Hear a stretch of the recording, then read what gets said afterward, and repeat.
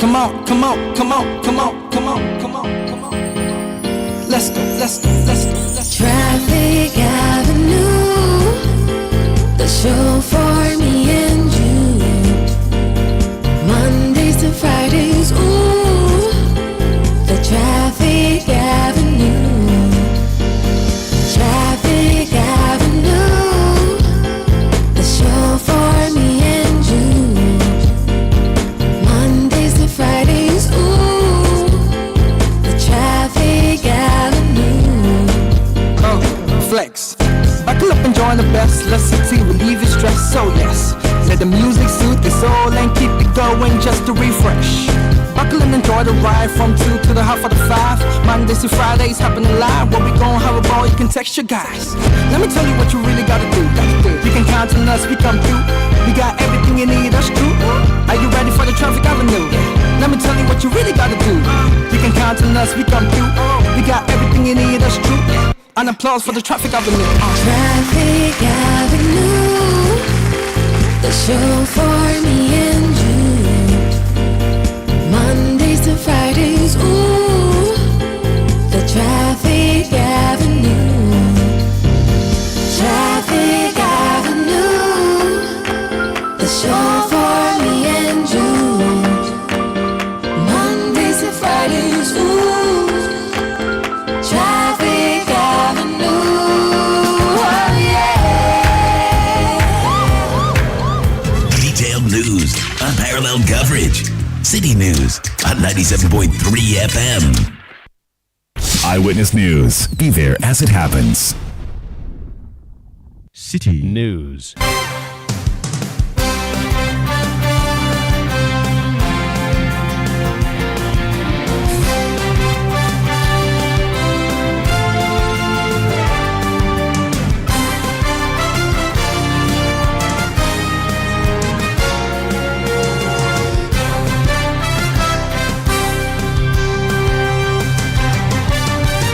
It's 17:30 GMT. This is Eyewitness News on 97.3 Citi FM. I am Umaru Sanda Amadou. Tonight, I'm here with Eno Safo. And coming up over the next 90 minutes, the hunt for Dr. Mahmoud Bawumia's running mate appears to have come to an end after he reportedly presented the name of Dr. Matthew Opoku Prempeh to his boss, the president. Or has the hunt not ended? Also coming up. I am not comfortable. I don't believe that we're getting good prices for all that it's worth. I think there's something fundamentally wrong with the pricing of cement in the country. Trade and Industry Minister Katie Hammond on another war path, this time with cement manufacturers. But will his new ally succeed where the previous one failed? And later on Eyewitness News, National Peace Council endorses the controversial position of the Electoral Commission to use a Ghana card as a sole source document for future registration of voters. Stay with 97.3 Citi FM for more on this and many other stories on Eyewitness News. And in business, Ghana Plastic Manufacturers Association gives government 1 week ultimatum to suspend imposition of 5% excise tax on plastic products. That's in 15 minutes from the Citi Business Desk. Eyewitness News is live across Ghana on a host of affiliate stations, including in the Northeast region on SCAP 101.3 FM in Nakpanduri. We are also on Source 100.1 FM in Boko in Upper East. We are in Upper West on Westlink 88.1 FM in Laura. In Northern region, we are on Diamond 93.7 FM in Tamale. In the Volta region, Bono region, we are on Greener 95.9 FM in Sunyani. In the Western region, we are on Premier 100.5 FM in Takrady, Sky Power 93.5 FM in Takrady, and Beach 105.5 FM also in Takrady. We are live on our YouTube channel, that is Citi FM's YouTube channel. We are also on Facebook, we are on citinewsroom.com, and we are interactive. The MPP has chosen Dr. Mahmoud Bawumia to lead it into election 2024. But as the Constitution dictates, you cannot be the only one going for the race when you go to the Electoral Commission. You have to furnish the Electoral Commission with your running mate. In fact, if you do not have a running mate, you will not be cleared to run. Former President Mahama, who is the NDC flag bearer, has since chosen Professor Nana Jane Opoku Agyeman as his running mate. Dr. Mahmoud Bawumia is yet to do so. lots of jostling for that position has been ongoing. In fact, the Minister for Communication, Eslausu Ekufo, when she appeared on Monday, warned against the continuous lobbying and jostling for that particular position, insisting and reminding the interested persons that this is a prerogative of the candidate and that candidate must be allowed to do so. Nana Addo Dankwa Akufo-Addo, when he was candidate in 2008, chose Dr. Mahmoud Bawumia. So, who is Dr. Mahmoud Bawumia choosing? And who has he told the president he is choosing, or he intends to choose, or he has chosen? Sami Wiafi is our presidential correspondent. He sees the president every day and the vice president every day and the chief of staff. In fact, he enters Jubilee House almost every day. That's where he operates from a lot of the times. He's joined me in studio. Sami, you're welcome to Eyewitness News. Thank you very much, Imaru. How is the president doing? He's well. And how is the vice president doing? Very well. Tell us about this meeting between the vice president and the president on the running mate choice. Okay, so it happened late last night, Tuesday, and the main agenda for the meeting was for the presidential candidate of the MPP, Dr. Mahmoud Bawumia, to officially inform the president of his choice as the running mate for the December election. If you're aware, it forms part of the processes leading up to the National Council meeting, which is expected to take place somewhere next week, where Dr. Bawumia will present officially to National Council and the National Executive Committee of the party, per the party's constitution, to inform them who he is choosing to partner him into the election. So it was part of the consultation processes. So last night he met the president and had an extensive, my information is that the meeting lasted close to 1 hour, where the president, the presidential candidate told the president who he has finally settled on after months and weeks of consultation with party foot soldiers, party members and party supporters across the country. And Dr. Bawumia told the president that after this extensive conversation with the people who matter in the party, he had decided to go with the current energy minister, Dr. Matthew Poku-Pempe, as his preferred choice of a running mate into the December election. If you are aware, some leading members of the party had said publicly that the running mate was going to come from the Ashanti region, which is considered to be the strong base of the MPP. And so for Dr. Mahmoud Bawumia to settle on Dr. Matthew Poku-Pempe, who is considered a strong figure of the MPP within the Ashanti region, it went by what a lot of party bigwigs have said. So yesterday he told the president that indeed he has settled on the energy minister as his running mate. The MPP's constitution, when the party is in power, the president is the leader of the party. But when the party is in opposition, the national chairman is the leader of the party. So the president assumes the role as the leader of the MPP because he is the sitting president of the republic. And so by the dictates of the MPP constitution, Dr. Mahmoud Bawumia must consult him as the leader of the party if he comes out with this particular choice. You know, Nana Akufo-Addo has been in this particular position before. In 2008 of August, the National Council meeting at the Alisa Hotel, he had gone there to present a name to the National Council, but that name was not favored, was not favored by the National Council then. The council then was chaired by former President John Ajikun Kufuor, who was then the sitting president of the Republic, and so was considered the leader of the MPP at that time. And so when this name came up at that particular National Council meeting, it was rejected.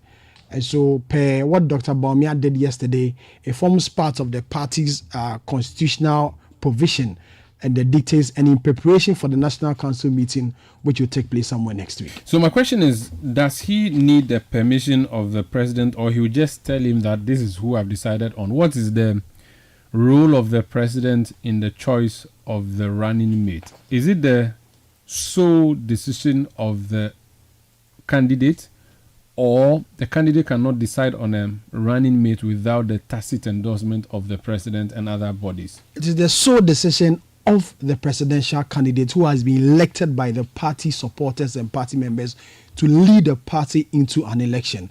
So that decision is his. But you may have a choice, but the kingmakers of the party, which is the National Council, which is considered the second highest decision-making body of the party, can either approve or disapprove your choice of a running mate. The owners of the party. That's how I consider them, because per the MPP constitution is the second highest decision making of the party, and currently Hakman Owusu-Agyeman is chair of that particular council of elders or council of old men, I'll put it that way, for the MPP. Now, you remember in 2008, Nana Akufo-Addo, then candidate, had gone in this particular meeting to present Hajia Alima Mahama as his choice of a running mate. But at that particular meeting at the Alisa Hotel, that name was rejected or was dropped by the National Council then at that time. So right at that meeting, a new name was proposed, which was Dr. Mahamudu Bawumia, to lead or to partner Nana Akufo-Addo in that particular election of 2008. And so the choice is the sole right of the presidential candidate. But then the National Council may have an input, and the input may be to approve this particular individual or disapprove, as we saw in 2008. Now, yesterday's meeting with the president, according to my sources, was to officially inform the president that this is the person I want to go with. My understanding is that the president gave his blessing. The president did not object to it. The president gave a few advice and some guidelines on how he must go by it in settling on this person, the qualification this person has, and what they need to do to win the election of December. So my information that the president gave his full endorsement to this particular individual. He didn't, oppose it one way or the other. Okay. But then the main decision will come next week when the National Council meets. Okay. Even though the president is a member of the National Council, he's just a single person when it comes to the voting. Now, he's done so according to the party dictates as the leader of the party. The National Council is made up of about 25 or 26 individuals in there. Now, when it comes to a decision to be taken, it's normally by voting. If it's not a unanimous decision, there may be some voting in there. And then, as we know, majority of them will carry the day and they know how they go by it. Sami, in the past few days, we've been seeing lots of polls coming through. We saw one that supposedly came from National Investigative Bureau, BNI, or NIB, which is suggesting that Napo is the preferred person. I think the Dankwa Institute, an offshoot of Nana Dankwa Akufo-Addo himself, run previously by Gabi Ochodakwe, now run by the man who is heading the BNI now, is the one who used to head this Dankwa Institute. We are told that is also suggesting that Napo is in the lead. Are there other reports coming through making this claim? So far, there are only two of this report, as you mentioned. The one from the Dankwa Institute, which says that 77% of party supporters or party members believe that Dr. Matthew Poku-Prempeh, the member of parliament for Menchia South, is the party's best bet for the position of running mate. It comes on the back of a similar one that was conducted by the NIB, which also puts Dr. Matthew Poku-Prempeh as the obvious choice or the preferred choice for party supporters. Aside this, there were other individuals who were also in this whole polling. So we had the Education Minister, Dr. Yao Osei Duchum, who was also being considered one way or the other as a running mate. The Chief of Staff was also in there as a possible running mate, and a whole lot of names came up. The administrator of the District Assembly Common Fund, Irina Toshi's name was also in there, and a few others.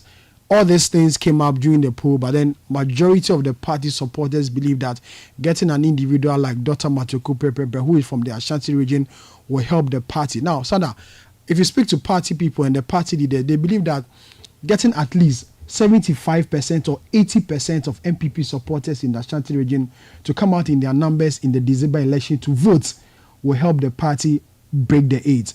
They give history that in 2008, the MPP at that time, when they lost the election, a research was conducted or a report was commissioned into why the MPP could not win the election. And this report, according to information, is that over 500,000 supporters of the MPP did not come out to vote in the 2008 election. The more reason why the party could not win the election. They believe that even if only 200,000 had come out to vote in that election, the party was obviously going to break the eight at that time. And if you remember that the late John Evans Atamils won that election by, I think, some 40,000 votes. And so they believe that they do not want history to repeat itself in this election. And so they want to whip up all the support and sentiment. And they believe that getting someone like Dr. Matthew Prempeh in there will help whip up the support of getting at least 75 or 80% of party supporters in the region to vote in December. Sami, so you talk about Matthew Prempeh from the Ashanti region, a stalwart there. But we also have a platform which is the Conference of Regional Chairmen. I'm not sure it's called conference, but it's almost like a group of regional chairmen. And Chairman Wuntumi is an active member of that group. I'm told he's a chairman of that particular grouping. We also do know, based on all the information we picked in the past, that Matthew Prempeh or Napo and Chairman Wuntumi are not particularly friends. When it comes to aid and it has to be voting, that's something that we should be considering. Considering that Napo and Wuntumi may not particularly be good friends, how would that pan out? Well, the as you said, is very true, and their disagreement has a history. You know, when Wuntumi was gunning to be the Ashanti regional chairman, he was the constituency chairman for the Bosonchim constituency, which is where the current regional minister was a member of parliament. And so when the education minister wanted to become a member of parliament, he had come back all the way from the US to come and contest in that constituency. And Wuntumi was then the chairman of that constituency. So there's accusation that there was a ploy to remove the then member of parliament for the area, who is now the regional minister, for the education minister to come and take place. Now, it comes to the regional balance or the regional May election. The Ashanti regional minister is very close to Dr. Matthew Prempeh. And there's a bit of friction between the regional minister and Wuntumi, who is the regional chairman. And so it's more or less divided. The regional minister and Dr. Matthew Prempeh are on one side. And the regional chairman, which is Wuntumi, and the education minister are also on one side. But when it comes to voting, Wuntumi has just one vote like any other member of the NEC or the National Council. And other regional chairmen, I'm sure one way or the other, will be whipping lie. So that before national meetings or NEC meetings or National Council meetings take place, there may be people who had gone around to go and speak to members of the National Council. So some lobbying would happen. Some lobbying will go on, obviously. I'm not sure Dr. Matthew Prempeh will just sit down and say, okay, well, the running mate has endorsed me, let me just sit down. No, this is politics. You also need to get your people in there. And so some lobbying people close to him may go in there to speak to National Council members and convince them why he will be a best bet for the party going into election as a running mate. So all this lobbying, started, I'm told they started way back. And so all National Council members are aware of this particular decision. And when the day comes, which is next week, the particular date is yet to come, but we know it's next week. When that time comes, they will know the decision to take. The date is not out, but we are sure the venue would be Alisa Hotel. Obviously. We wait to see what happens Hotel. there. Thank you so much, Sami Biafe. He's our correspondent at the presidency, giving us insight into that meeting between the president and his vice, which vice came to present to him, we are told, the name or his choice for running mate, and that choice, we are told, is Dr. Matthew Prempeh. And there you have it. So that's just by way of information to you. We keep an eye on what's happening at the party headquarters, at the Dr. Mahmoud Bawumia campaign headquarters, and of course at the presidency, and share with you details of events as they unfold. Meanwhile, Director of Communications for the Dr. Bawumia campaign team, Dennis Miracles Obwaje, is optimistic about the chances of the flag bearer of the New Patriotic Party in the 2024 general elections. He believes that Ghanaians have resolved to give Dr. Bawumia the opportunity to lead the country, signaling a new era of leadership and development.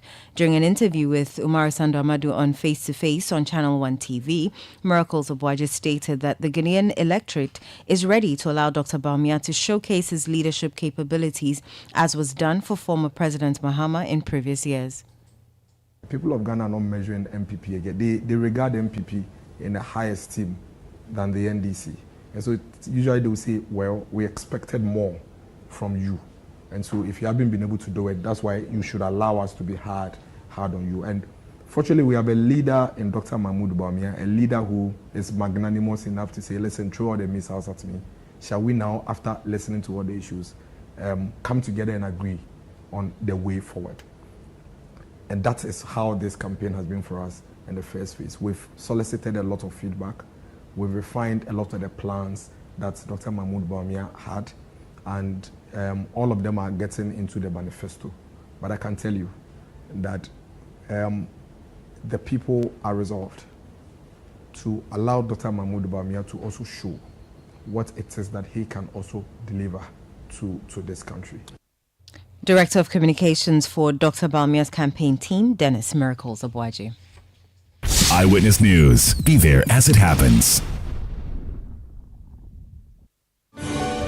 Do you have a game-changing and innovative business idea or project that can impact the society? This is your moment. Total Energies presents the 4th edition of the Startup of the Year Challenge. This year, we are looking for 3 winners. The best entrepreneur, also called the InnovUp winner. The best project or innovative business idea that exemplifies the principle of recycling and minimizing waste, also called the Cycle Up winner. And the best project that promotes or relates to sustainable and affordable energies, also called the Power Up winner. And that's not all. 4 additional projects in the Power Up category will be selected by an international jury. Don't wait any longer. Apply at www.startupper.totalenergies.com for a chance to win financial support, professional mentorship, and a spotlight for your project. Terms and conditions apply.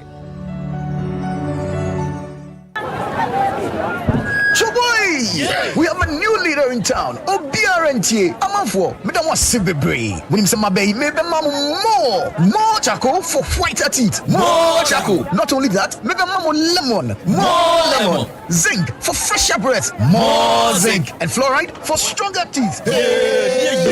Introducing the new President Charcoal Pack with more power with a combination of charcoal and lemon for naturally whiter teeth. Grab yours now. This advert is FDA approved. Are you a contractor, builder, or a proud homeowner with an eye for quality and security? Well, look no further than Yale. Yale is the trusted name in security for over 180 years. When it comes to securing your home or business, trust Yale. We make security simple, and we're right here in the heart of Accra, Ghana. Visit our stunning showroom on 11th Lane Street, Inosu, Accra, and discover a world of premium Yale products, including door hardware, handles, and door locks that will elevate the security and style of your space. Whether you're building from scratch or renovating, Yale has the perfect solution for you. Our products are known for their durability, innovation, and most importantly, your peace of mind. Visit us today and experience the Yale difference. Your security, our priority. Yale, locking in your peace of mind. Let your voice be heard on Eyewitness News on Facebook at facebook.com/Citi97.3, Twitter at twitter.com/Citi973, and Instagram at instagram.com/Citi973 with the hashtag Eyewitness News.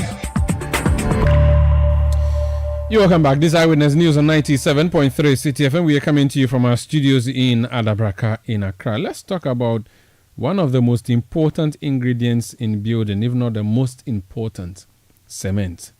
And it is in the news because the new Minister of Trade and MP for Adansi Asukwa, and who just returned from Hajj, Alhaji Kobna Tahiru Hammond, is on a warpath with cement manufacturers. And will tell us that story.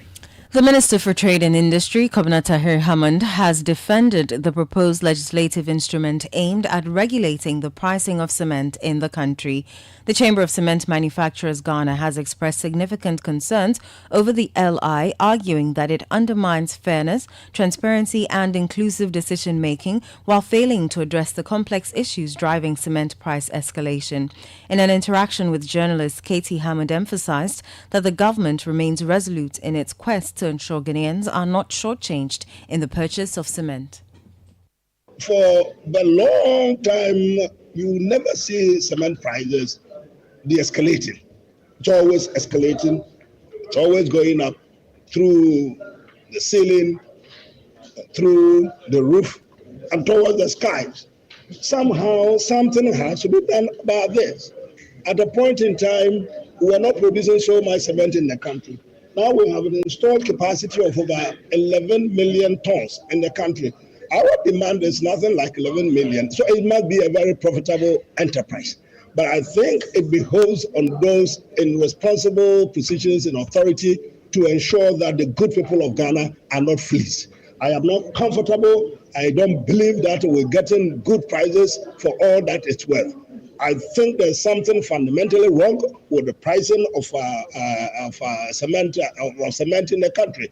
Everyone seems to understand the mechanism of price, cedi appreciation and depreciation. Whatever the city situation is in relation to the dollar, we would know at any material time. The cost of the materials that go into production of cement, we will know. The clinker, labor costs, and all of that. That should be on the round table. It should be open for everybody to see what is in there. The committee then is going to ensure that you have a reasonable profit on top of that. Is that a bad suggestion? And so today I have received a copy of a petition written by the Association of Ghana Cement Manufacturing, whatever. Pretty insulting. Dr. Amwa Dawson has been a person I've known for many years when he was at GASEM. We've been very good friends. When we started all this cement manufacturing, whatever, he was part of it. He has been in consultation with us. He has been on board with respect to all this that we have undertaken. Now he writes to Parliament, tells Parliament to order me to take back my document and to consult with him, and that what I've done was not respectful or something, because I hadn't told him. You know, sometimes you got to be careful when some of these things come about. But he's a PhD, he's a doctor, so reading and comprehension shouldn't be a problem for him. He should go and read the Constitution, and he will see that by Article 11 thereof. Parliament doesn't help me to go and consult with him. I mean, the procedures that he's talking about, if he understands, I don't know. But so this is it. I am going to encourage my colleagues to ensure that there is some sanity in the pricing of cement products, cement really, in the country. It's about time that somebody took a handle of the situation and got things in the right direction. Minister for Trade and Industry, Kobina Tahir Hammond. Dr. George Dawson Amwa is the source of the minister's anger. Doctor has joined us on the line. Sir, you're welcome to Eyewitness News.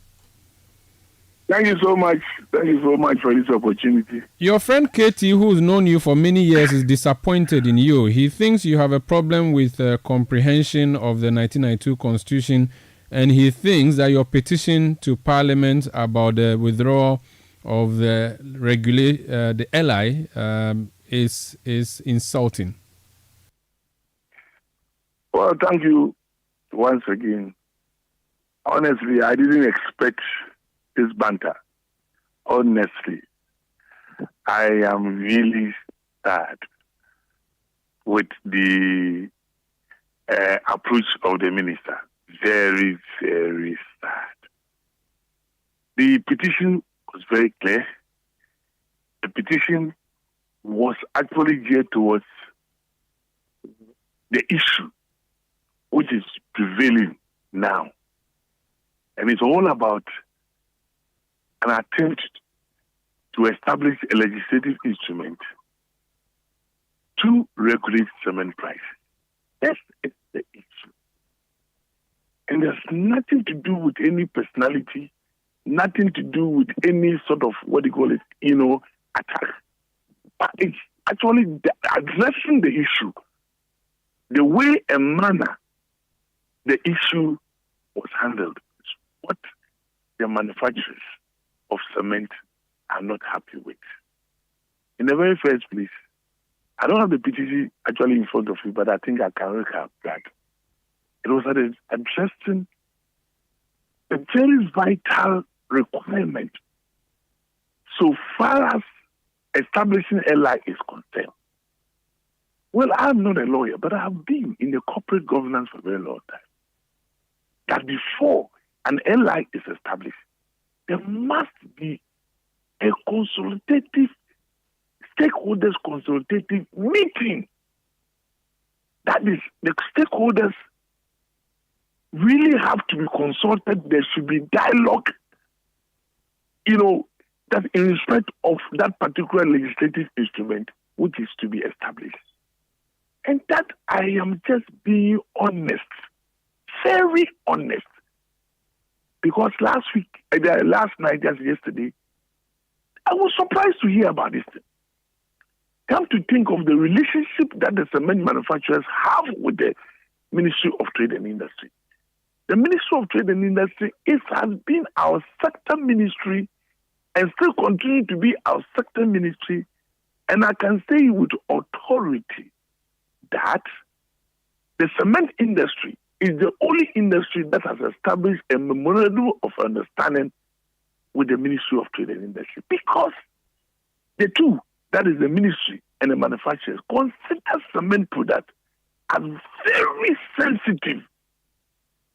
And the MOU establishes that the ministry is concerned about the development of the cement industry. So how come that something like this, which of course will be a precedent or, for that matter, a novelty good, concerning regulating cement prices, the stakeholders are not aware of it. Okay, I do know that it may not be compulsory. It is something you desire that you do the consultation before, but it is not necessarily compulsory, and that does not make nonsense of the LI that he has before the House. To the extent that he gets the House to approve his LI for him, or if the LI matures, that becomes law and you are bound by it. You are suggesting that there has not been any consultation whatsoever. Perhaps the meeting was had with maybe other members of your association without your knowledge. Do you know if that could have happened without you knowing of? Oh, that of course, that one would also be surprising, because I am the head of the secretariat. How many members do you have? Well, it comes to think of all the cement manufacturers that we have in the country. We're talking about 10, 11, 12, yes. So all of them are under your umbrella? All of them are under my umbrella. Okay, let's talk about a key issue he raised. He says the price of cement appears to be skyrocketing. He says you started through the ceiling, through the roof, and into the skies. He thinks it is not right, the continuous increases that we are witnessing. In fact, he says we know the elements that go into cement production, labor, clinker. He says because of that, he does not, again, he talks about exchange rate. He says due to these things, you may increase your prices, but not to the levels that you are increasing them. Can you please educate us tonight, and indeed the minister as well, on what elements are in your price basket for cement, a bag of cement? What and what goes into that? Good. Thank you so much. Again, that is what we're insisting on dialogue. Cement production is technical. Very technical. Excuse me, it is not political. There are a lot of things that actually enter into that profession. And it takes dialogue and engagement for you to understand. What goes into cement production, like I said, I'm repeating, is technical combination of economic, technical, social, whatever. And we are saying, and we have been saying it over and over and over again, that the cement products that you see in the market, it is manufactured and produced based on milling or importation of raw materials. A chunk of the raw materials, that's the clinker, we can't get it in Ghana, is imported. You're talking about 70-75%, depending on the volume or the quantity that you use. You can have it in an average of 75%, and that is imported. So, the situation we are in now, which we all agree, that one, no one can deny it, that cement prices have been escalating for the past 3.5 months, or even getting to 4. And there is a reason for that. There is a reason for that which the Honorable Minister knows. That is against the backdrop of how cement is produced, which cement production hinges on importation of raw material. Clinker is the major component. You can't do without clinker, and that you need to import it. So in a situation or with an industry like this, fluctuation of foreign currency or exchange rate is crucial, very crucial. This we've really demonstrated very crucial. It affects everything. Even affects the cost of the product itself, clinker. It affects the freight. It affects even the tariff at the port. Do you know that the tariffs at the port, that the Ghana Harbour whatever authority, their tariffs are dollarized? Then come to think of maybe import duty, where of course the import duty is quoted in dollars, but you pay in the prevailing rate.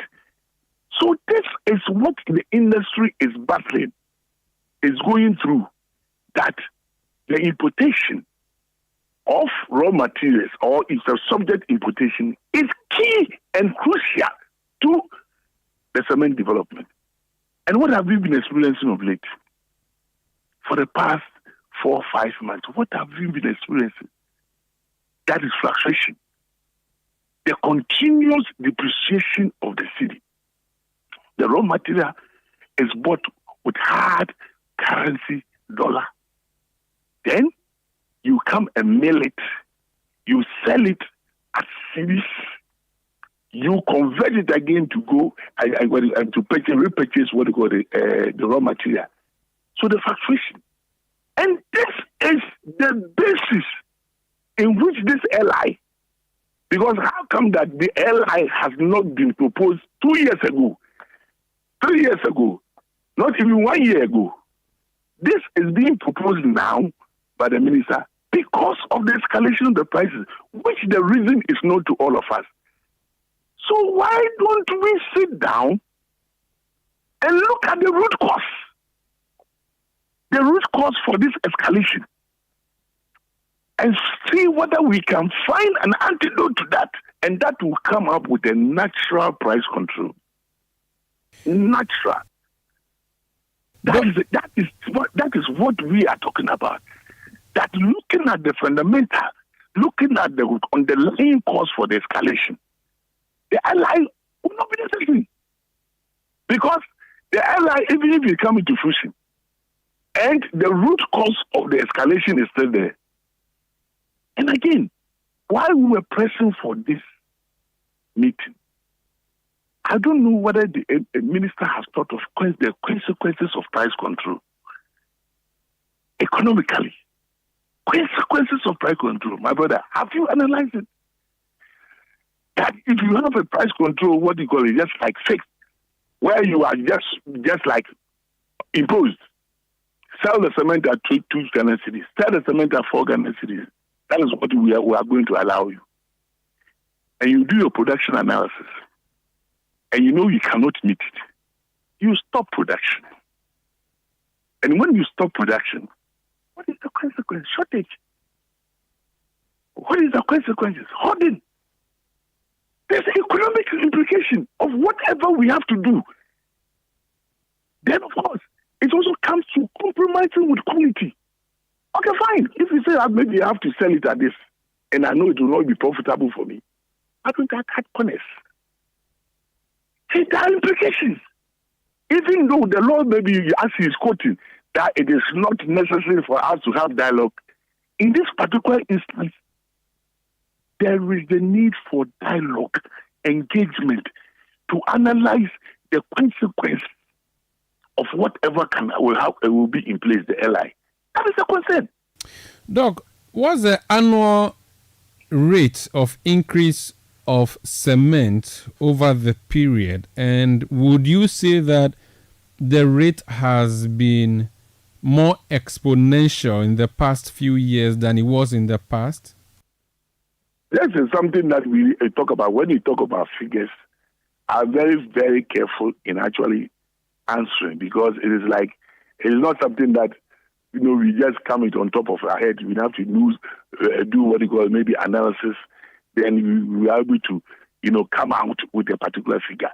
I share a presentation, a justification, And the Honorable Minister can bear with me that at any time that he requests for justification for price increase, we are able to produce. They are able to produce what you call justification to that. You see, once again, I just want to say that the reaction of the minister, I've heard it, that of course, trying to attack, trying to say that he's disappointed, these words, I don't expect from him. I cannot clearly also mention it. You see, I don't really. Now let's face the facts and do not hate, things which are not necessary. It is disappointed. The issue is that this establishment of LI, much as all we agree that a day should come when cement prices should be stabilized. But that should refer you. This issue we've not even talked about last year. Okay. Why we didn't talk about it last year? Very well. Why didn't talk about 2 years ago? Why didn't talk about it 7 months ago? Quickly, naturally, quickly before we end, which one is the biggest problem for you manufacturers? Is it the exchange rate? Is it taxes at the port? Is it labor? Is it utility tariffs? Which one is the biggest of the elements that is causing the increase we are seeing? God, what right now it is like what he said. The projection cost should be taken holistically. There are several actually factors. Yes, so I'm landing. Yes, so what is prevailing now, which has brought about this LI, establishment of the LI, and which has brought more or less a feud between myself and the minister, is the exchange rate. Very well. Thank you so much for speaking to us. We'll come back to you again in due course. Thank you so much. That's Dr. George Dawson Amwa. He is president of the Association of Cement Manufacturers. They are on a coalition course so it's a Chamber of Cement Manufacturers Ghana. They are disagreeing with the Minister of Trade, who is planning to introduce a legislative instrument before Parliament, which instrument would regulate the pricing of cement. In the past, he had asked for them not to increase the price of cement. They disregarded that, and they are still standing by that position. We'll keep following that story for you and let you know what transpires next. The National Peace Council has endorsed the Electoral Commission's proposal to use the Ghana card as the sole document for voter registration in future elections. This proposal, initially suggested by the EC earlier this year, faced criticism from various stakeholders due to challenges in the issuance of Ghana cards by the National Identification Authority. After a closed-door meeting with the EC to discuss issues related to the upcoming elections, the chairman of the National Peace Council, Dr. Ernest Edujemfi, highlighted the problems with the guarantor system. He emphasized that using the Ghana card exclusively would address many of the shortfalls currently present in the electoral process. Let's go on the phone line and speak to him, the National Peace Council. This has been a very controversial one. So the chairman of the National Peace Council is Dr. Ernest Edujemfi. He's joining us on that. Doc, you're welcome to Eyewitness News. Thank you. So you are the final arbiter in these matters, and I'm using arbiter not necessarily because of legal prowess, but because you are the respected counsel when it comes to conflict between stakeholders in the nation. The NDC and the MPP, or I'm not even going to use the MPP, I'll say the NDC and the Electoral Commission have been at opposite ends on this issue of Ghana card. In the past, the proposal was that let the Ghana card be the sole source document for registering. The NDC opposed it. When it came to it, it went to Parliament, and the decision was that you go with the guarantor system alongside the Ghana card. Now that you have endorsed the Electoral Commission's proposal, the presumption would be that you've already engaged other stakeholders who were opposed to this, no? No. We had a meeting with the EC today for them to brief us on all the activities they have been engaging in with the registration, voter transfer, and all those things. Now, in their presentation, it turned out that a total of 779,000 people were registered during this process.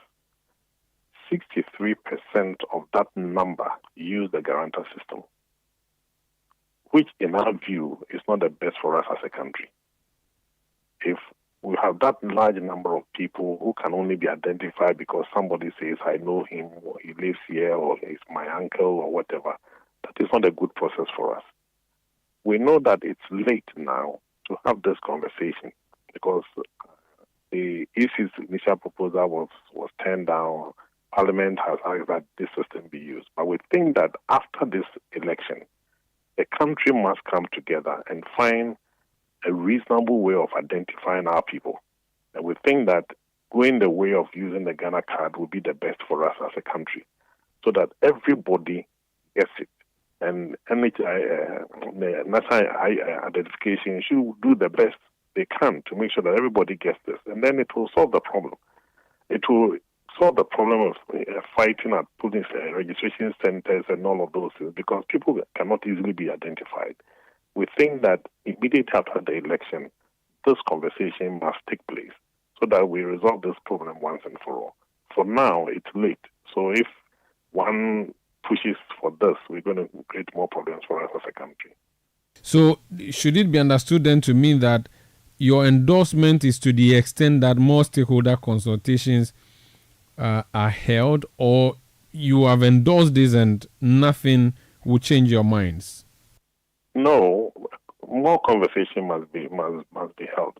Now, since Parliament has a position, the EC has a position, the parties have a position, we think that we all need to come to the table to discuss some of these issues. The same thing happened when we were talking about some of the electoral reforms. When we met the judiciary, the parties and all of that, we agreed on certain things. But we said that, look, these things will not take place as far as this particular election is concerned because there's too much mistrust.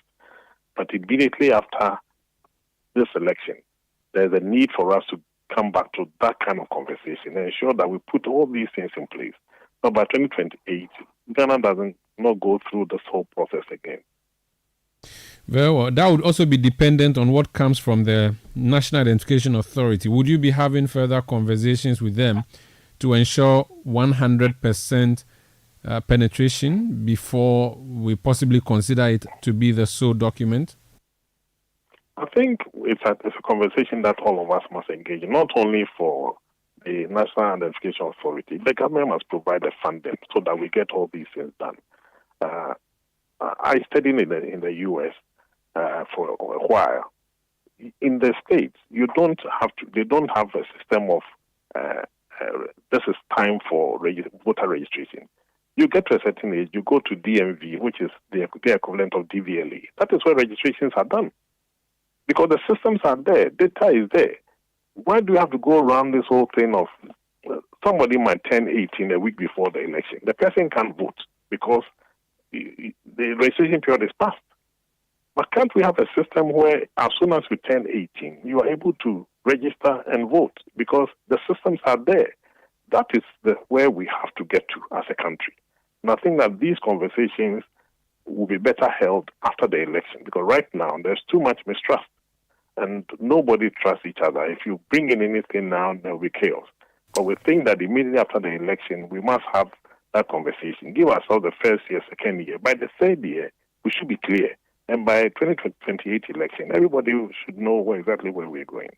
Thank you so much for speaking to us, sir.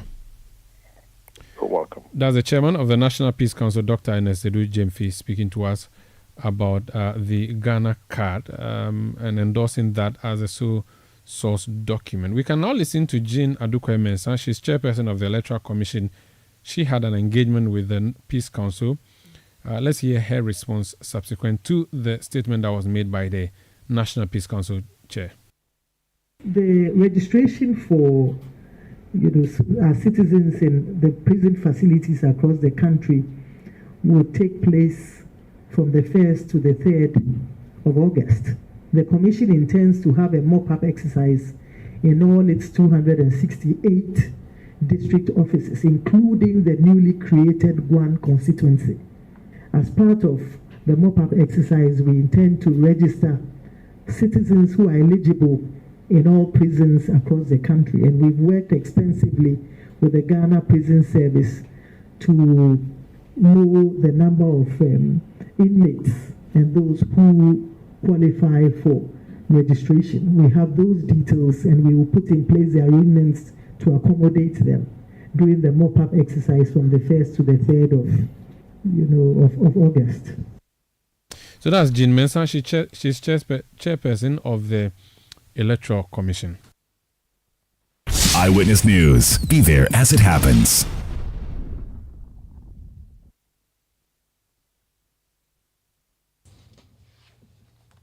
Caterers under the government school feeding program in the Ashanti region are threatening to embark on a demonstration following the government's failure to pay outstanding arrears for 3 academic terms. The caterers, who have expressed disappointment and frustration, say they have not received any payment from September 2023 to June 2024, even after several unfulfilled promises from the government. The situation, they lament, is affecting them as they are unable to pay their creditors, some of whom are threatening to get them arrested. They have thus given the government up to the end of today to ensure the monies hit their account or face their wrath. Now, doctors at the oncology department of the Komfo Teaching Hospital have called off the strike. On Monday, June 24, the health workers abandoned consultation rooms, citing delays in the repair of the linear accelerator system used for radiotherapy services, which had broken down in October 2023. Although the machine had been repaired, management explained that it remained non-operational as they awaited the arrival of a water phantom needed to calibrate the system. The public relations officer of the Komfo Teaching Hospital, Kwame Frimpong, in an interview with City News, assured a prompt response to the doctors' demands. Yesterday night, the leadership of the Komfo Doctors Association and then the Ashanti Regional Division of the Ghana Medical Association notified management that the striking doctors at the oncology directorate wanted to meet management. And in line with management policy of open door policy, it agreed to meet them this morning. And they came, they met management, and they raised a number of issues which management identified with those concerns.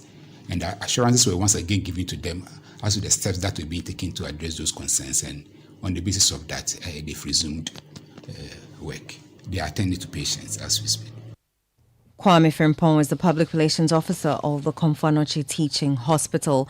Co-chair of the Citizens Movement Against Corruption, Edem Senanu, says the current controversy around a former member of parliament for Nabdam, Moses Asaga, owning properties in Dubai is as much ado about nothing. A report by UK-based think tank, the Crime and Corruption Reporting Project, implicated several former appointees of the Mahama administration, including Mr. Asaga, Inusuf Hussaini and others. The former Nabdam MP has dismissed the claims and described them as a political machination, adding that his 30-year career journey, including playing significant roles at GNPC, Ecobank and NPA, makes the properties easy to acquire. Speaking to City News, Adam Senanu says the various offices Mr. Saga has occupied put him in the position to afford the property worth $133,000. Honestly speaking, I don't think $133,000 property amounts to much, honestly speaking. It doesn't seem out of line at all. And I have a strong suspicion that I don't have the figures at my fingertips. I have a feeling that if we took the MP's monthly remuneration, and assume that 60% is spent on household and then did a 40% and multiplied it over a certain period, it shouldn't be out of place at all. In fact, even in Ghana, I suspect you get properties, and we should check the property market, 150,000 up to 350, even in Ghana. Adam Senanu is an anti-corruption crusader. The Court of Appeal has thrown out an application filed by Secretary to the Board of Trustees of the National Cathedral Project, Reverend Victor Kusi-Boateng. The suit sought to restrain the Member of Parliament for North Tong, Samuel Okudzeto-Ablakwa, from discussing him in relation to the National Cathedral Project. The court said the appeal failed to comply with the rules of the Court of Appeal and struck it out. This is the unsuccessful third attempt by Reverend Kusi-Boateng, also known as Kwabena Edu Jemfi, to restrain the MP. The court also awarded a 3,000 Ghana cedi cost against Reverend Kusi-Boateng. Eyewitness News. Be there as it happens. Oh, jump on now. Go. Gugomi, at what time when you come back where I don't hear the sound of your car? Why you buy new car? No, I not change my car. It be the same ride. It be the fuel way I change. Way one shouts it. Ever since I started using the all-new Excellium Premium Fuel, fortified with 3-in-1 action. Oh, Joe, now my car they run like electric car. No, it's so. This is the type of fuel where they want to. Because now engine they cost. Where they want for way if I buy it, it go protect my engine. And with the small way I buy, I go drive, sir. Absolutely. It's like strapping a turbocharger to your engine and giving it a protector. And what they bust my mindset be the 3-in-1 action, no? Excellium they prevent up to 99% of deposit. It be anti-wear, some be anti-corrosion. Won't pay when I open there. Hey, so where can I find this magical fuel? Just head over to any Total Energy service station and your car will thank you. Hey, then make a finish my gobe fast, then rush go Total Energies. My friend, but why your hand my gobe inside? I give you info. Make a feel the gobe too small. Go. Joe Pana. Excellium is designed to protect your car engine, decrease fuel consumption, and lower CO2 emissions. Don't say fuel, say Excellium. Choose Excellium, choose quality. Hey, Walambo! I asked him to buy me original Polita. Hey, please don't make mistake. Talk about Paro. Open the back man. And you Polita no gala. Hey, Papa. Papa, can Ropo? The Polita is original, the first and the best. What is? Ukota also pet dear acrobat to use in it. Polita, yes. One of the best decisions you can possibly make at the start of your day is to tune in to the Citi Breakfast Show. Insightful, intriguing, intelligent, and informative. The Citi Breakfast Show offers an attractive alternative to the noisy mishmash of morning radio. Tune in to the Citi Breakfast Show for passionate discussions on issues that matter and enjoy interviews where duty bearers and decision makers have their feet held to the fire. The Citi Breakfast Show airs from 6:30 a.m. to 10 a.m. every Monday to Friday, only on 97.3 Citi FM.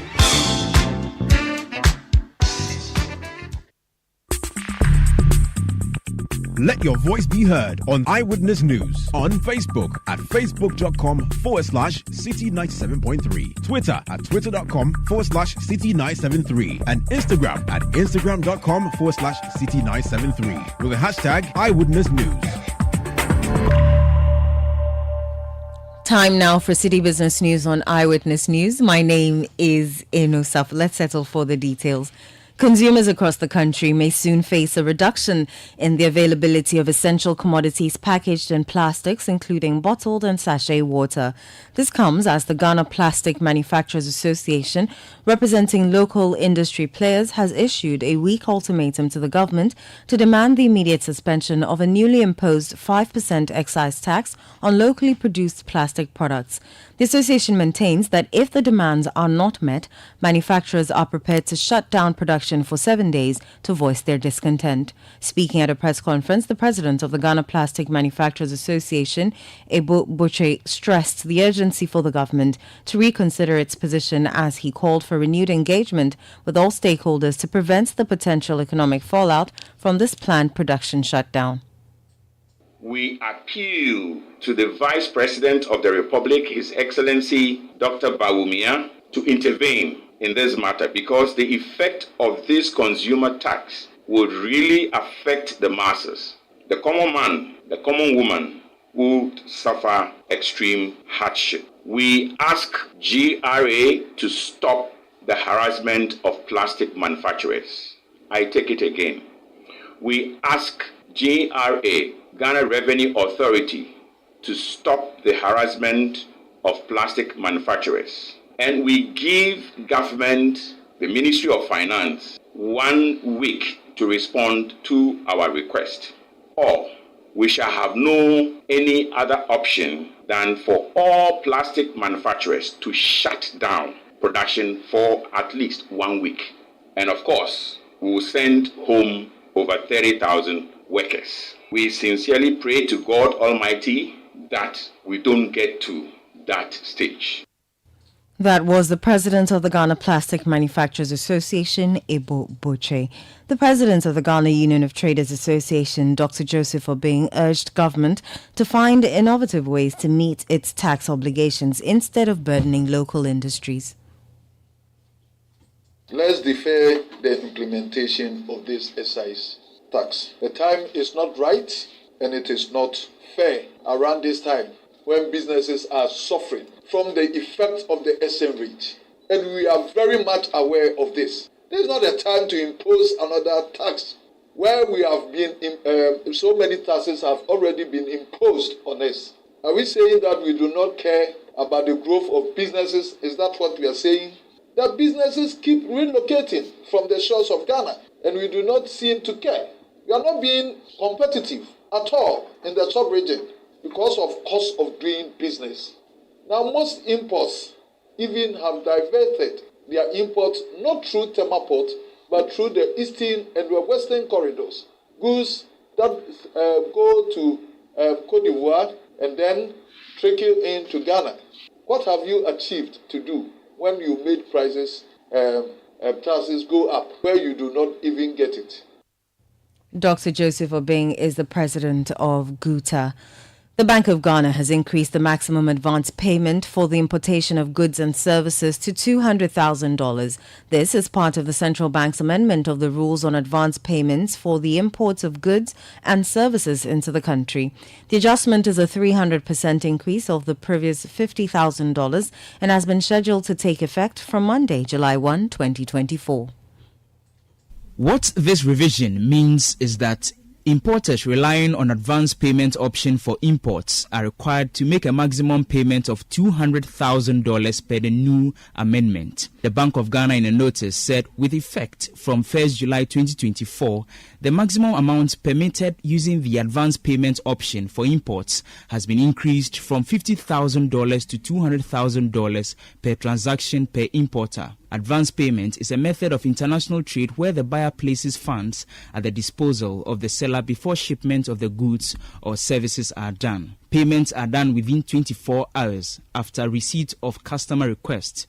In addition, documents required for the amendment are as follows: a customer instruction or request, a valid import declaration form, a pro forma or commercial invoice outlining the details of the transaction, and undertaken by the importer to submit clearing documents within a period not exceeding 90 days from payment of invoice for general merchandise or finished goods. For capital goods such as plant, machinery and equipment with long manufacture periods, the period shall be 180 days, which can be extended with prior approval from the head Financial Market Department, Bank of Ghana, a sales contract or supplier agreement detailing payment terms and schedules. Meanwhile, the Importers and Exporters Association of Ghana has endorsed the increment. Samson Asaki Awingobit is the executive secretary of the association. Bank of Ghana moving it from 50,000 to 200,000. Not bad. It's not anything bad. I think it's good.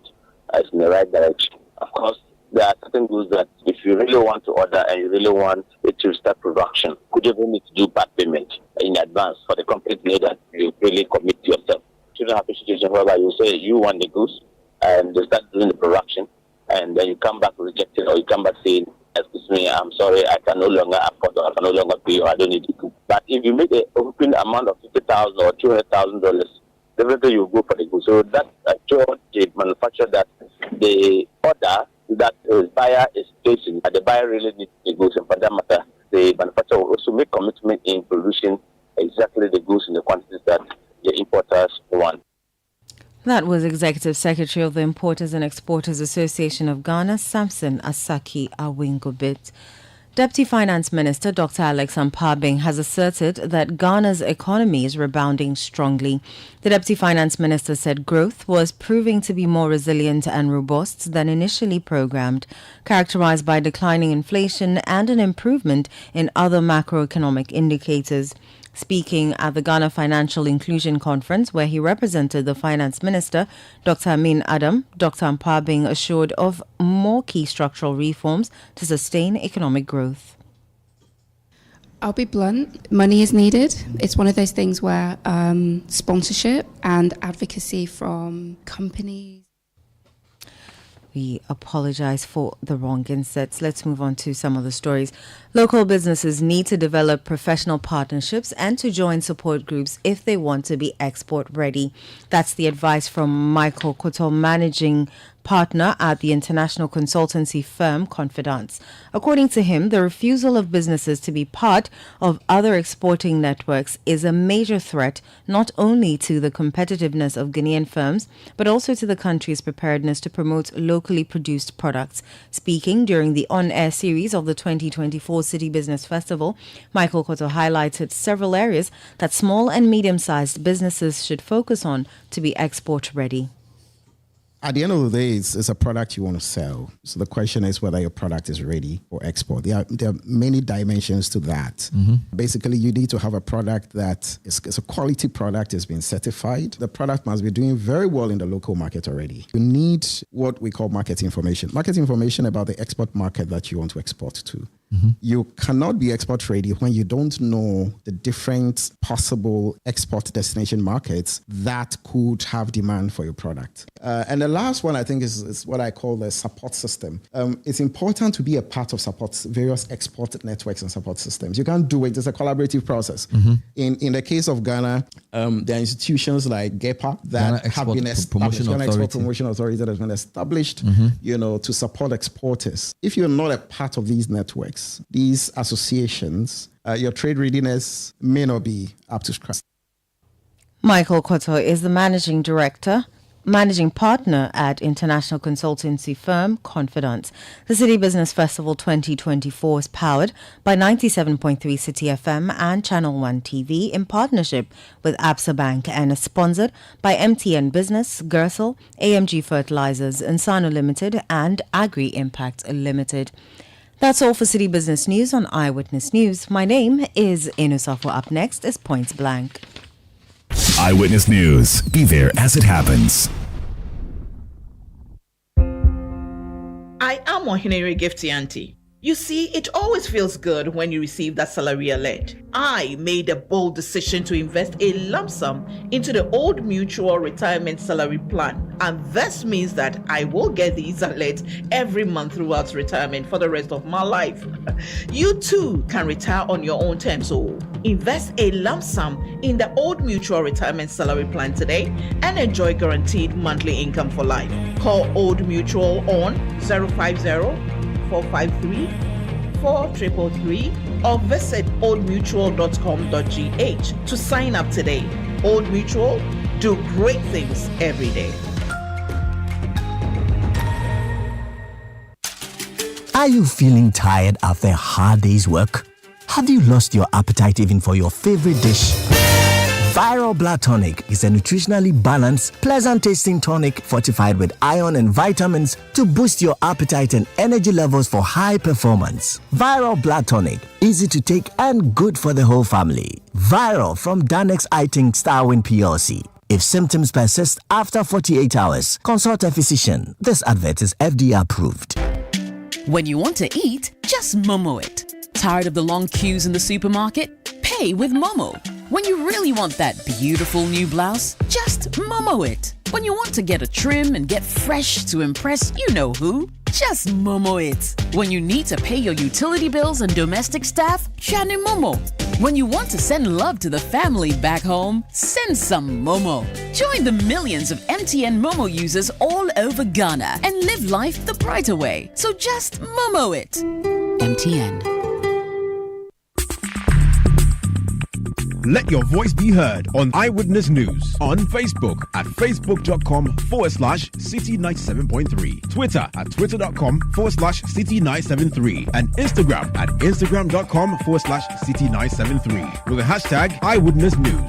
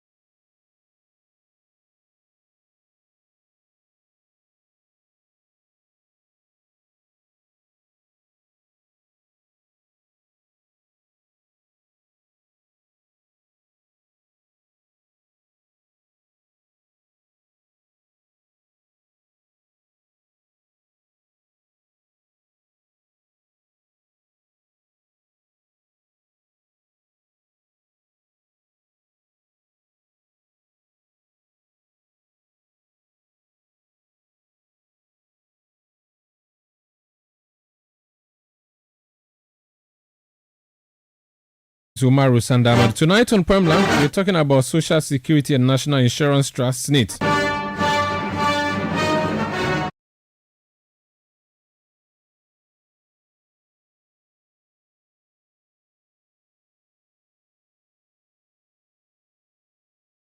The 4 hotels that are up for sale by SNIT and all the issues around same.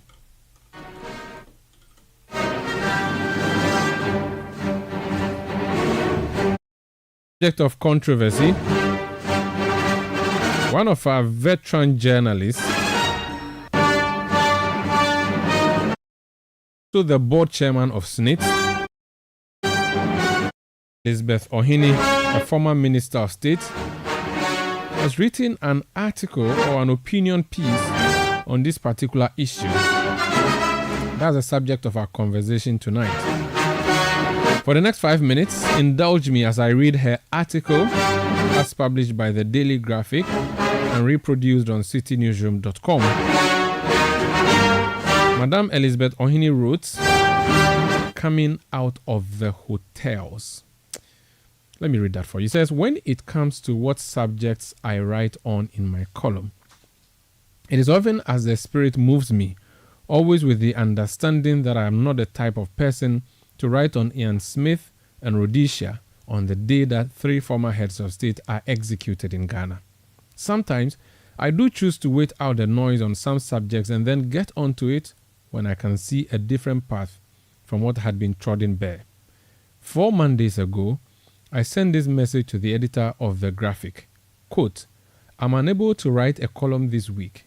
All my instincts are to write about the brouhaha that has started about SNIT and the hotels. Since I chair the SNIT board, I feel inhibited, not because I have nothing to say, but because I'm not clear in my mind about the rules and conventions on going public with board matters. But then, I also don't really want to write about any other subject and give the impression I'm running away from the subject that is dominating discussions. So I'm afraid I'm not offering a column this week." Unquote.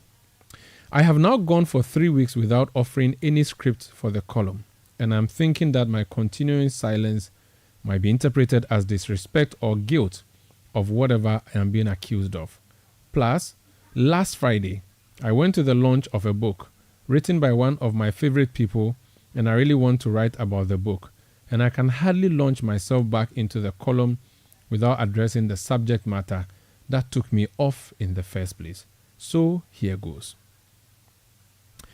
When the board I chair was inaugurated in August 2021, the Director General I met often said that SNIT was like the black stars in the sentiments of Ghanaians. All 34 million of us have a view on it, and with SNIT, he thought the widespread interest was legitimate because even if you don't contribute to the scheme yourself, your uncle or niece or friend does, and their tomorrows are at stake. We both agreed that pension funds are sacred.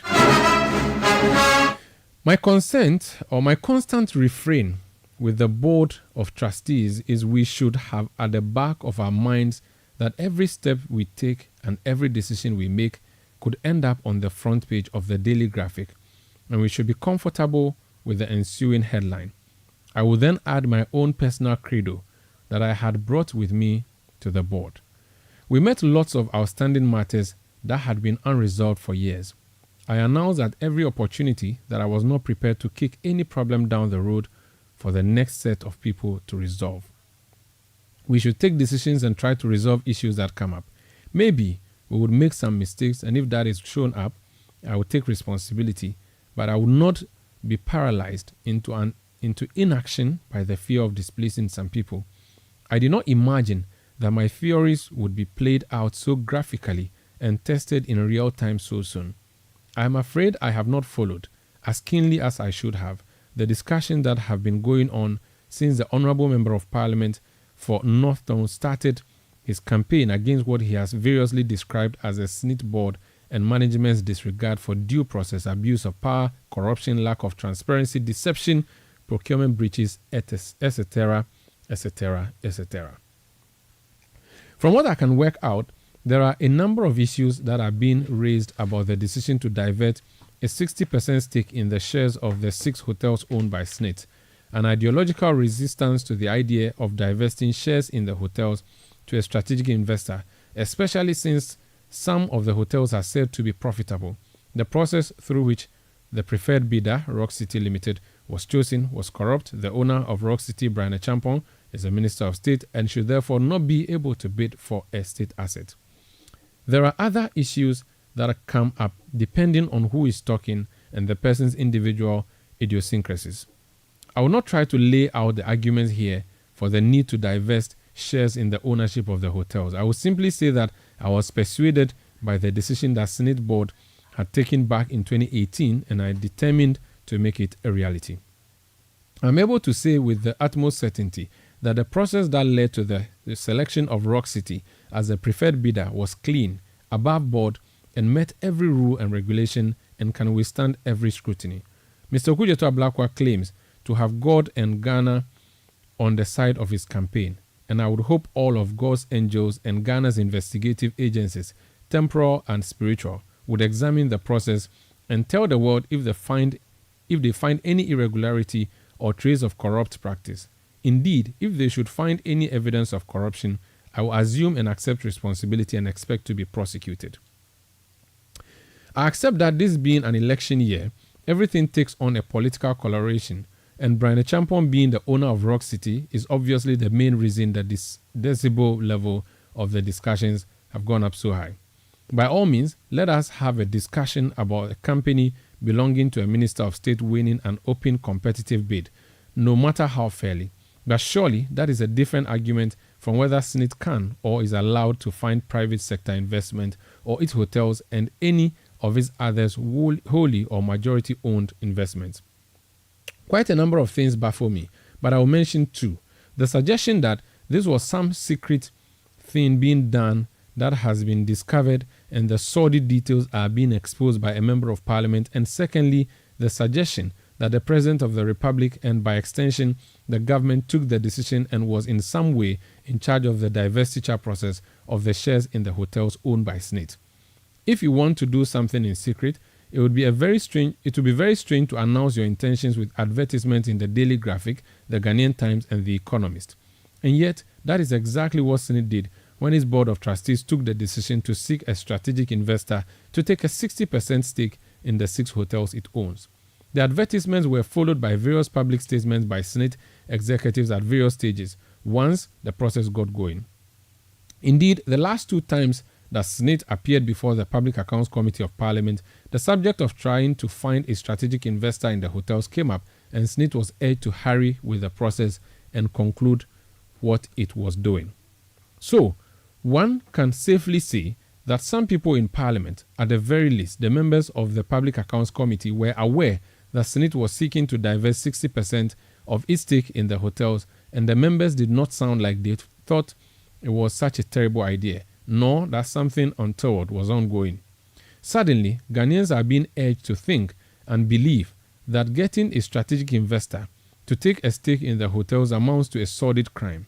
I am at a total loss to understand how the president and the government got onto this. Mr. Okudzeto Ablakwa appears to know something I don't. The board of trustees certainly did not go to get permission or even inform the president of the republic or any minister about the decision to seek a strategic investor to take a stake in the hotels.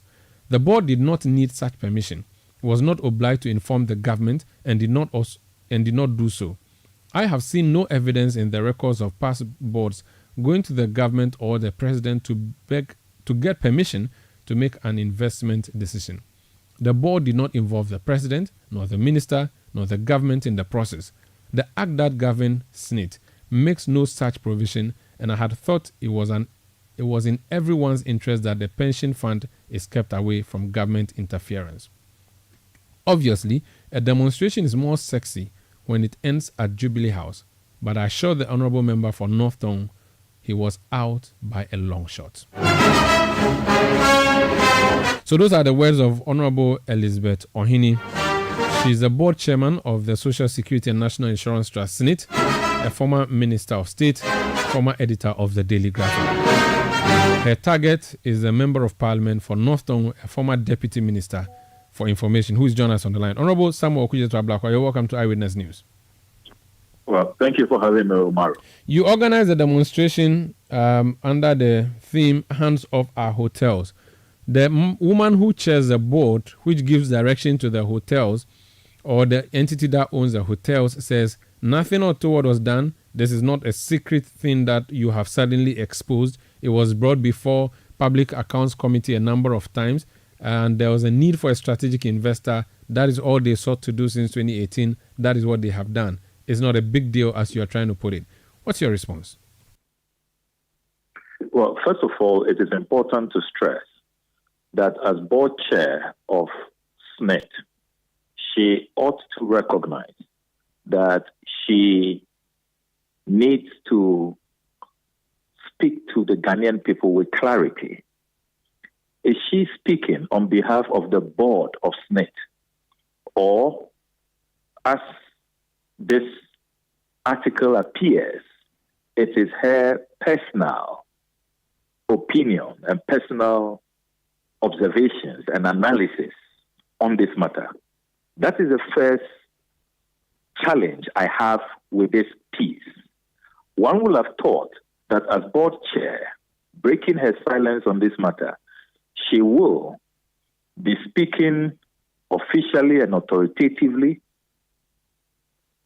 on behalf of the organization, carrying the views of all board members.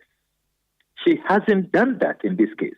Remember that on the 20th of May this year, Organized Labor held a press conference, at which press conference they announced to the whole world that their reps on the board, 4 reps on the board that the Honorable Elizabeth Ohene chairs, opposed this transaction, and that they told SNIT to stop the transaction. If you read the 20th May statement by Organized Labor, this has been stated emphatically. I thought that the Honorable Elizabeth Ohene will address that. She doesn't address it. So, to the extent that you have other board members speaking on the platform of Organized Labor, telling us that they don't support this transaction, they don't think that this transaction is in the national interest, they have many problems with this transaction.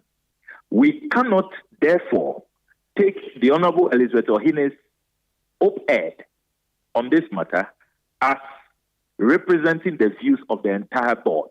So that is the first point I want to make. Now, the second point that I want to make forcefully is that the Honorable Elizabeth Ohene deliberately avoids all the fundamental issues, all the substantive matters. This issue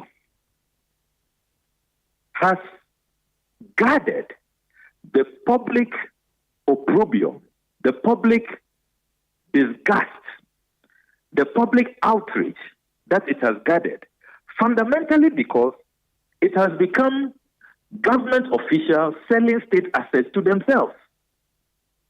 The Honorable Elizabeth Ohene does not address the conflict of interest concern. Why did she avoid that matter? The Honorable Brian Achampong, Minister of Food and Agriculture, Director of Rock City Hotel, sole shareholder of Rock City Hotel, sole beneficial owner of Rock City Hotel, is at the center. He is on the verge of taking over these 4 hotels: Labadi Beach Hotel, Elmina Beach Hotel, Ridge Royal, and La Palm Royal Beach Resort. The Honorable Elizabeth Ohene has not addressed that fundamental issue. If her SNIT, which she chairs the board, had done their due diligence under Article 284, under Article 78, and under Article 98 of the Constitution, they will have come to the obvious conclusion that the Honorable Brian Champon is not fit to participate in this transaction. He did not apply to the Speaker of Parliament to engage in this transaction, a transaction that potentially raises conflict of interest concerns. That is why the Constitution provides this safeguard. If SNIT, which she chairs the board, had done their due diligence, they would have known that a politically exposed person, an MP, a minister, who ought to go through the basic test of submitting himself to the office of members holding profit committee of parliament and being vetted to obtain a certificate from the speaker. The Honorable Brian Champon has done none of this. So he should have been nowhere near this transaction. The Honorable Elizabeth Ohini cleverly avoids this matter, which is fundamental. We are talking about constitutional violation. Then we have also said that this transaction does not make business sense. I thought that the Honorable Elizabeth Ohini will make a business case. She concedes that it is not her board which took the decision to sell these hotels, that it is the previous board. She took over in August 2021, but she is determined to implement the decisions of the previous board. She doesn't want to pass it to the next board. So if you are determined to implement the decisions of the previous board, then you must have the full understanding. You ought to have been persuaded, and you should let us know. Ghanaians have been asking, organized labor, all of us have been asking, why do you treat all these hotels the same way? Until my expose securing the financial statement of Labadi Beach Hotel, they created the impression, even if you read the 19th May 2024 statement of SNIT, they created the impression that all these hotels are in the same category, in the same bracket. They are all making losses. Now we know that Labadi Beach Hotel is so profitable than we ever imagined, that they have cash reserves in 5 local bank accounts, 58.4 million, that they have gross profit of 158 million, a net profit of 55 million for last year. Okay. That they paid dividends of 25 million last year, 10 million the previous year. So what is the business case for selling a profitable hotel? Okay. The Honorable Elizabeth Ohini has not told us. Honorable. Then there is also, it's important to emphasize this point. Please go ahead. The value for money issues. Because at the end of the day, this transaction should guarantee value for money. Workers should have good returns. Why is it that the Honorable Elizabeth Ohini's organization that she chairs, SNIT, did evaluation? We spent $500,000 on a transaction advisor. The valuation for these hotels is $121 million. Why did they accept such a low offer of $61 million from the Honorable Brian Champon? Now we know, listening to Freddie Blay, that Freddie Blay's son even offered more, between $150 to $200 million. I thought that the Honorable Elizabeth Ohini will be telling us why SNIT went for the lower bid of $61 million and left out what the Blay family had offered. You know, so it's very, very murky. Okay. There are so many issues that have not been addressed, which are germane issues. Very well. Just quickly before we go, 2 things. I interviewed Brian Champon last week.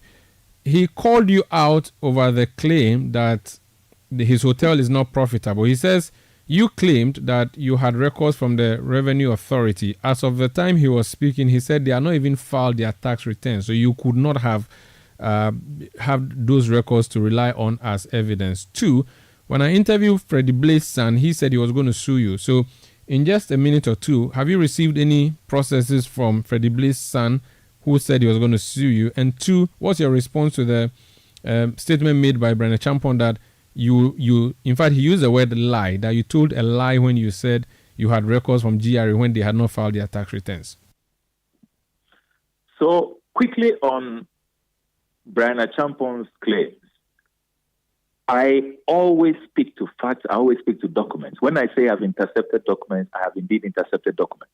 I have since made those documents available, and the documents are clear. All the filings of Rock City at GRA from 2021, a struggling Rock City. For 2 years, they didn't even file their returns, 2021 and 2022.